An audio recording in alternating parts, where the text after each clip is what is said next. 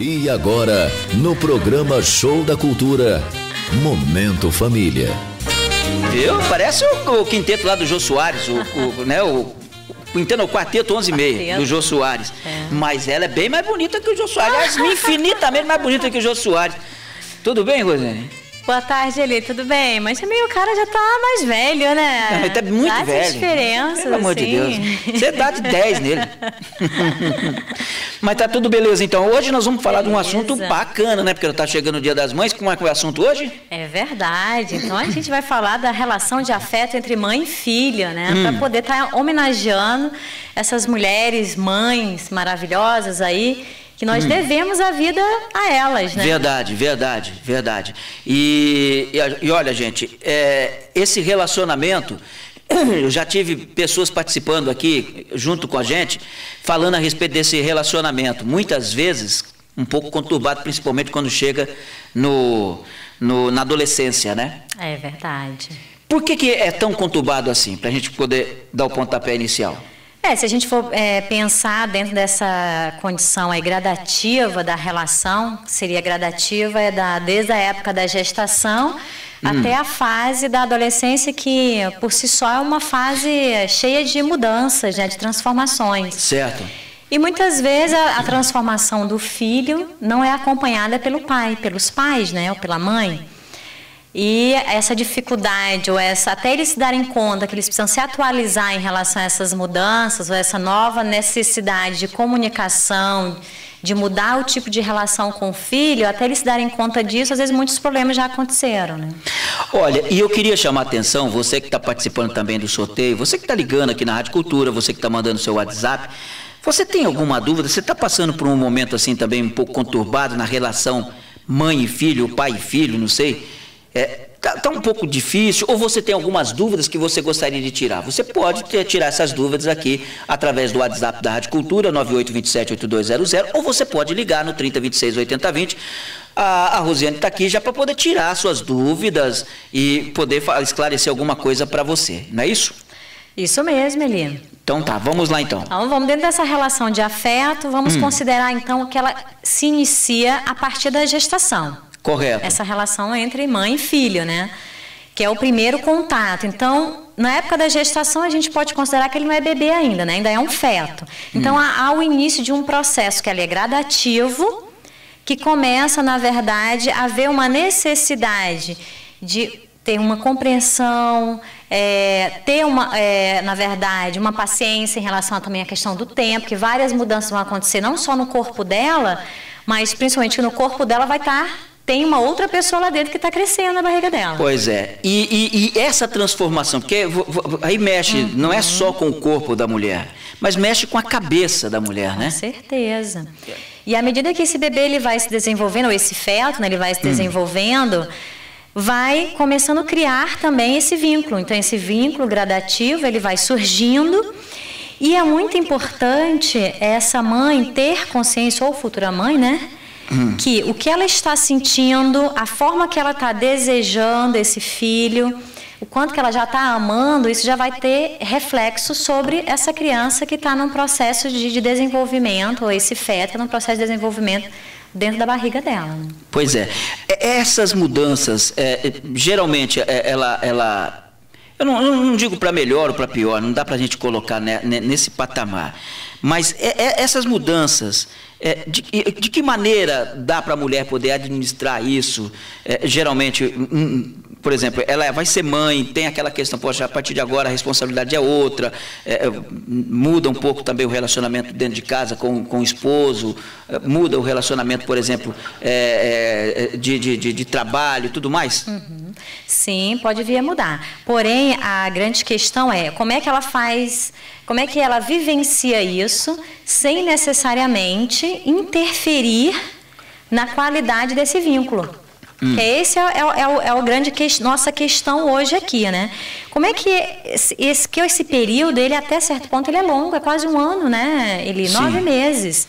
Então, ao longo desse período, essas situações que ela vai vivenciando de estresse ou de situações novas que vão surgindo, então tudo isso pode interferir de uma forma positiva ou negativa. Então, quanto mais ela conseguir fazer com que o impacto dessas situações emocionais cheguem a ela, ou seja, que ela consiga ter uma maneira de administrar, de elaborar, sem ela ficar muito afetada, e isso, consequentemente, vai se transformar, vai se transmitir para o bebê também. Transmite, passa para a criança também. Isso, então quanto mais ela conseguir estar mais equilibrada, mais estável, melhor, porque ele vai estar sentindo essas repercussões. Muitas vezes ele não vai saber, óbvio, né, na condição da barriga ainda, informação, ele não vai saber o que está acontecendo, mas ele vai sentir a repercussão ou do positivo ou do negativo. Tá, mas me diga uma coisa, muitas vezes, por exemplo, quem está numa gestação conturbada, com problemas, passando por problemas, passa por nervosismo, às vezes acaba até, de repente, tendo uma separação, e isso influencia na criança. Isso mais tarde, na adolescência, uma criança conturbada, às vezes, até, de repente, um pouco rebelde, isso pode ser coisa que aconteceu na gestação? Aí não dá pra gente afirmar, mas a gente já pode entender que, assim, esse bebê, ele já vai, quando ele nascer, ele já vai apresentar um comportamento um pouco diferente. Essa possibilidade existe. Tem um caso de uma paciente que eu atendi, em que ela relatava que na época da gravidez, ela teve exatamente um problema parecido como esse que você colocou, né? De conflito conjugal e tudo mais. E ela chorava muito, muito, muito, muito. Quando o bebê nasceu, ele nasceu com alguns problemas, né, de saúde, que a gente pode entender que tem vários fatores envolvidos, né? Inclusive talvez essas repercussões, né, da própria dinâmica do organismo da mãe na época da gestação interferindo, né, no feto. E ele, quando estava dormindo, a criança parecia que chorava dormindo, então ele fazia uns gestos que para quem estava olhando dava a entender que a criança ficava como se fosse assim meio que chorando. Entendi. Sabe? Então o que se remete em termos de hipótese é que é a influência, ou digamos assim, o reflexo da situação, do período emocional dela, no período da gestação, interferindo diretamente no bebê. E em termos químicos, a gente sabe muito bem que uma mãe que ingere bebida, álcool, drogas, vai interferir diretamente na criança, é a parte mais química, né? E isso a gente observa que tem casos de quando, por exemplo, há um uso de droga muito intenso, às vezes a criança já nasce e ela já é viciada. Então é muito triste você ver um recém-nascido com sintomas, né, de abstinência. Quando a gente fala isso aqui, muitas vezes a pessoa acha que nós estamos... que está exagerando nada. É por isso que tem que se pegar pesado realmente com relação a tráfico de drogas, porque, olha, gente, acaba com a família, acaba com todos, não tem como. Não tem como, tá? Não tem como. Então é muito difícil uma situação dessa. Ó, eu tenho que fazer um intervalo comercial, e logo depois do intervalo comercial, eu vou abordar um assunto aqui também complicado, que é, por exemplo, uma mãe. Como é que é o relacionamento, por exemplo, de uma mãe desde o ventre até o nascimento, quando ela tem uma gravidez indesejada? Depois do intervalo comercial, eu vou deixar, a Rosane já está pensando aqui agora, porque a pergunta é cabeluda. 16 e 17, depois do intervalo a gente volta. Show da Cultura! Aposentado, pensionista do INSS e servidor público. Conheça a loja... 16 horas e 21 minutos, 16 e 21, estamos aqui no Momento Família, com a psicóloga Rosane Delgado, e eu falava a respeito do relacionamento mãe-filho numa gravidez indesejada. Antes disso, deixa eu só dar um recado. Olha, gente, 16 e 21, às 16h30, nós vamos encerrar as ligações para o sorteio. Então, você tem pouco tempo para ligar ou para mandar o seu WhatsApp. Gente, ligue 30 26 80 20, ligue agora, deixe o seu nome, o seu telefone. Daqui a pouquinho nós vamos fazer o sorteio de um par de ingressos para o Circo Tiene, tá? E olha, ou então no WhatsApp, 9827-8200, 30 26 80 20, ou no WhatsApp, para você ganhar o ingresso. Daqui a pouquinho nós vamos fazer o sorteio. Uma gravidez não desejada, digamos, uma gravidez, por exemplo, de um estupro, de uma violência, ou até mesmo de um relacionamento que não estava legal e de repente acabou ficando grave. Até que ponto isso pode passar para um relacionamento mãe e filho?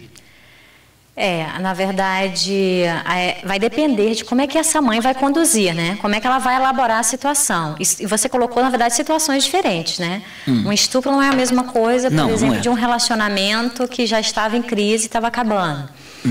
Então, isso vai depender como é que ela vai elaborar, né? Então, tem algumas mulheres que fazem a opção pelo aborto, por exemplo, a questão do estupro, né? Na questão do namorado, né? A pessoa ou de um relacionamento que ela, né, não estava legal, mas acabou ficando grávida.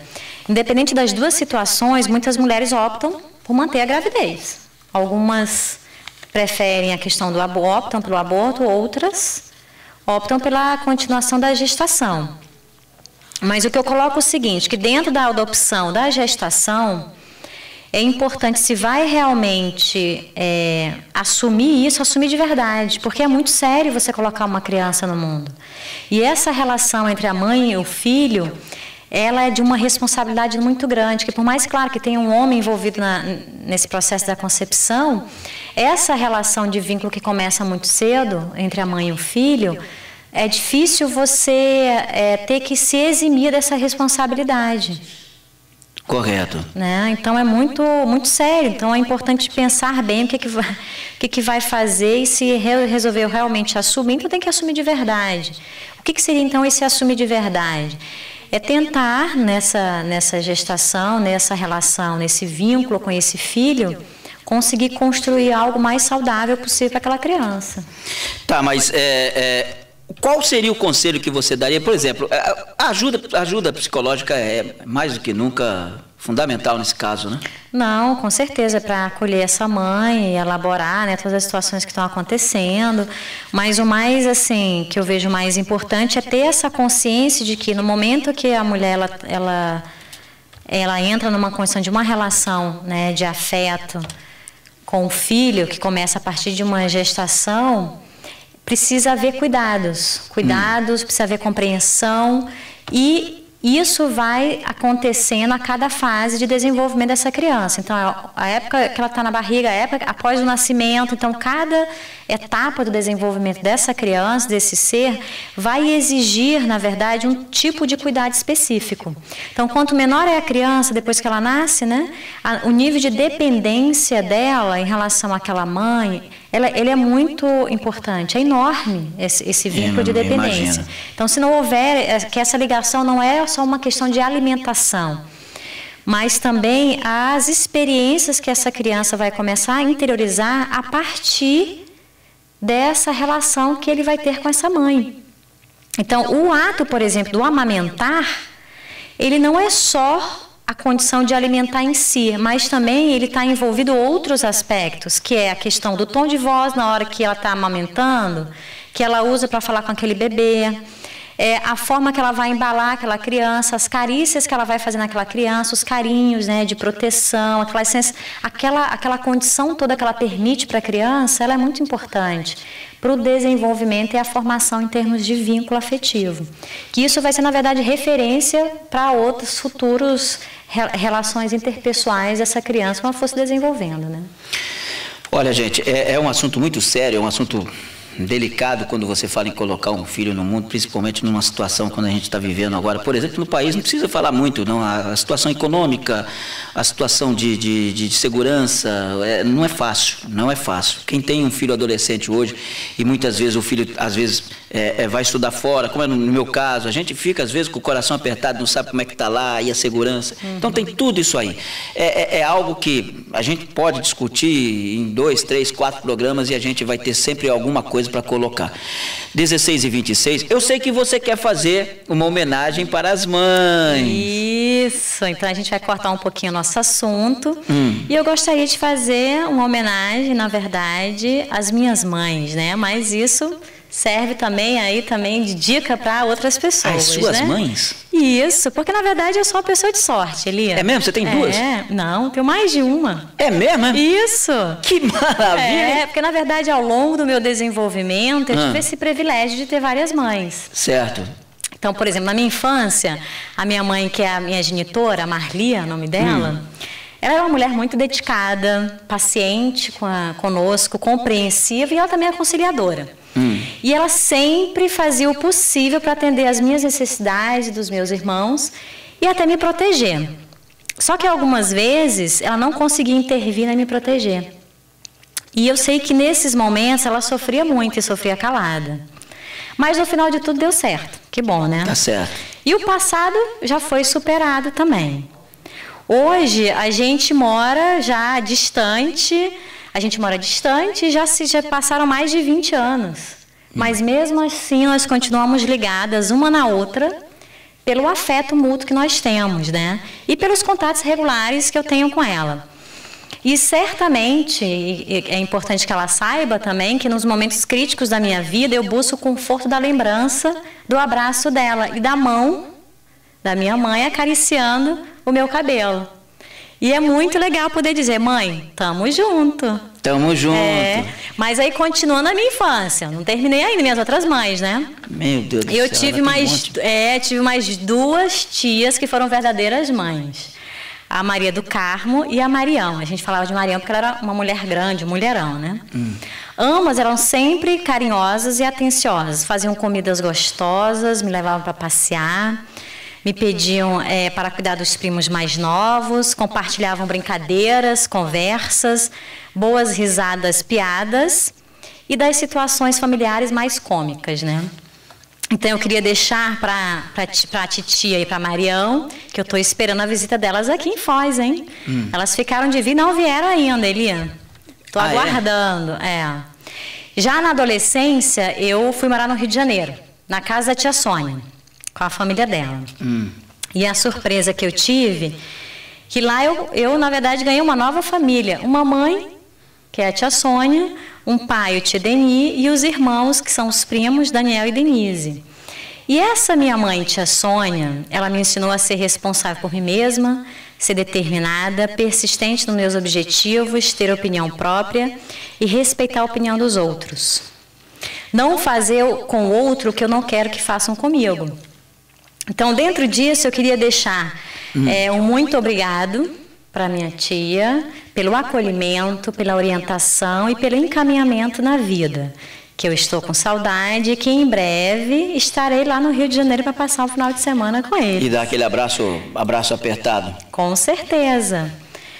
Bom, então eu posso dizer o seguinte, que eu sou privilegiada e esse é um privilégio de poucos, né? Verdade. A minha mamãe já foi pro céu. Isso, então eu sou muito grata por todas essas mães que passaram e que estão na minha vida, e um beijo muito grande a todas elas. Pois é, e você, gente, que tem sua mãe, você que ainda está vivendo ao lado da mamãe, trate muito bem, cuide, né, dê carinho, dê atenção, né? Você que tem ela do lado, porque quando falta, aí depois a gente fala, poxa, podia ter feito isso, podia ter feito aquilo, nunca a gente acha que fez Ou então, tudo. Pelo menos agradecer, né, Eli? Agradecer, acho que ser grato. Sempre tempo de poder verbalizar essa gratidão, né? Agradeça, seja grato, é verdade, você falou tudo. Essa gratidão é muito importante e necessária. O reconhecimento do filho para com a mãe é tudo que a mãe quer. Com certeza. Mais do que você comprar um presente bonito, comprar um vestido, é tudo que a mãe quer, é a gratidão. Olha, 16h31, então, com as mães da Rosane Delgado e mais as mães do programa, Aline Barros chegando para cantar no programa, 16h31, Coração de Mãe.